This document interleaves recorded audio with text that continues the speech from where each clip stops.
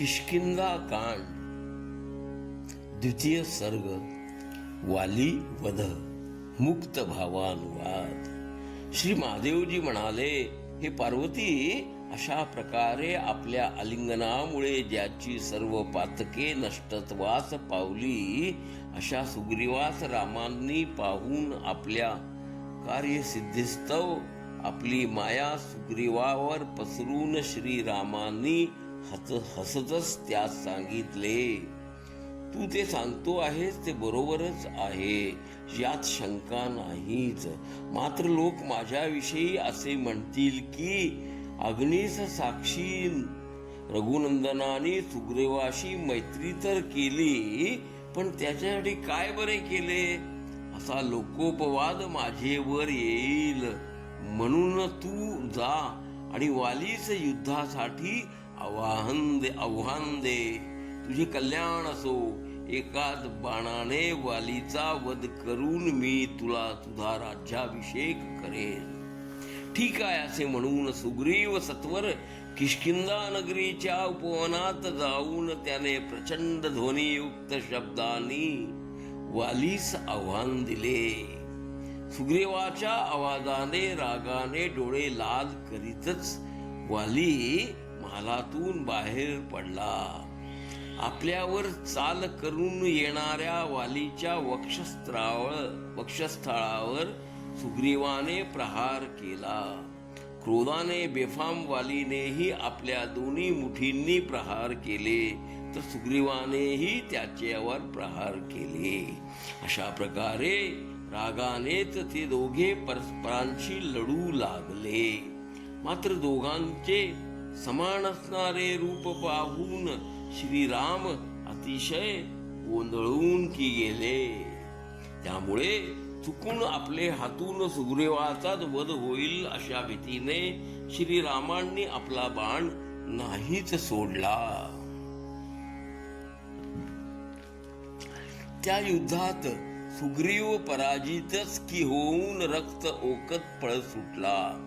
वालीही आपल्या महाली परत गेला। मग सुग्रीवाने श्रीरामांना विचारणा केली। तो म्हणाला, हे रामा, भ्रातृरूपी शत्रूकडून तुम्ही माझा घात करवीत आहात का? माझा वध व्हावा असे तुम्हास वाटत असेल तर तुम्हीच माझा वध करावा। हे सत्यवादी शरणागत वत्सल रघुत्तमा, मला अशा प्रकारे खात्री देऊन आता अशा प्रकारे माझी उपेक्षा का बरे करीत आहात? सुग्रीवाचे असे अप्रियसे वचन ऐकून अश्रुपूर्ण नयनाने श्रीराम सुग्रीवास सांगू लागले, आलिंगन करून सांगू लागले, अरे तुम्ही दोघेही एकाच रूपाचे आहात। हे पाहून माझ्या हातून मित्राचा वध चुकून होऊ नये म्हणूनच मी बाण सोडला नाही।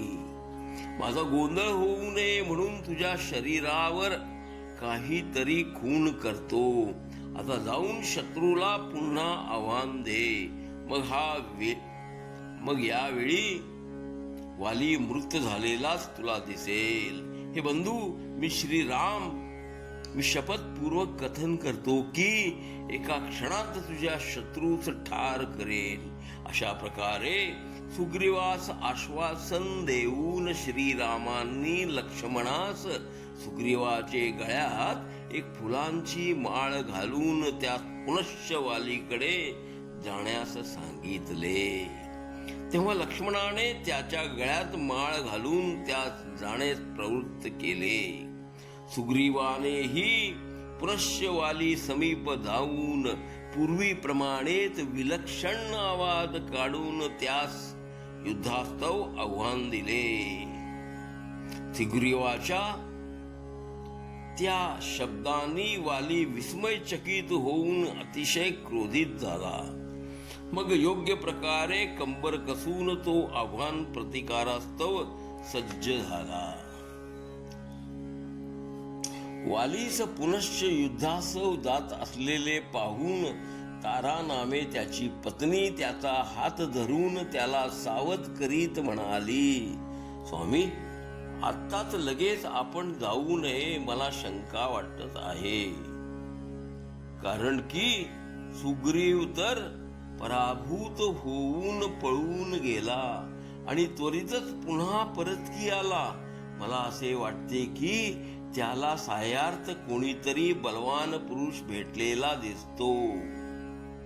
वालीने तिला समजावले आणि तो म्हणाला, सुंदरी, तू सुग्रीवाविषयीची तुझी शंका त्यागून टाक. माझा हात सोड नि तू परत जावे. आताच मी त्या शत्रूकडे जाऊन त्यास ठार करून त्वरित परत येतो.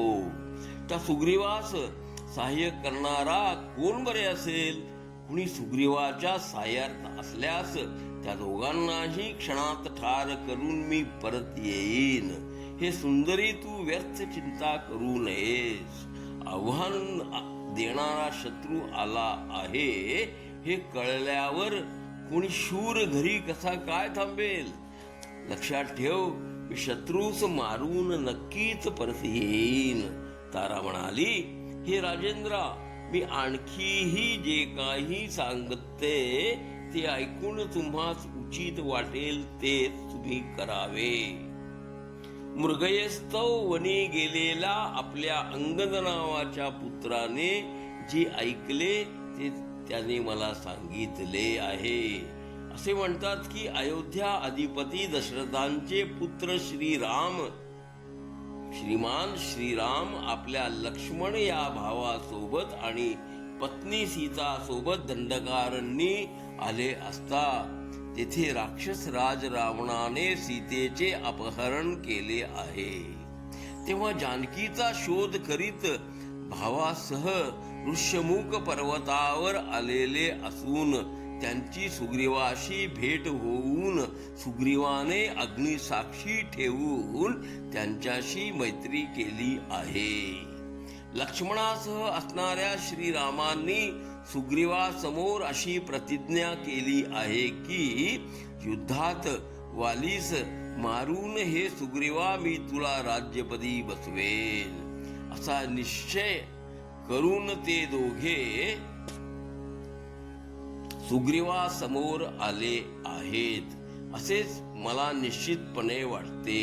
तेव्हा माझे म्हणणे ऐका, नाहीतर आत्ताच तुमचेकडून पराभूत झालेला सुग्रीव लगेच कसा काय परत आला?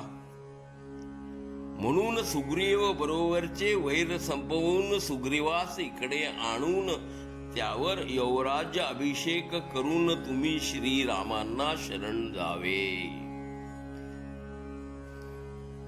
सर्ग 2 पुढे सुरू. घ्या श्रवणानंद. हरिओम तत्सत.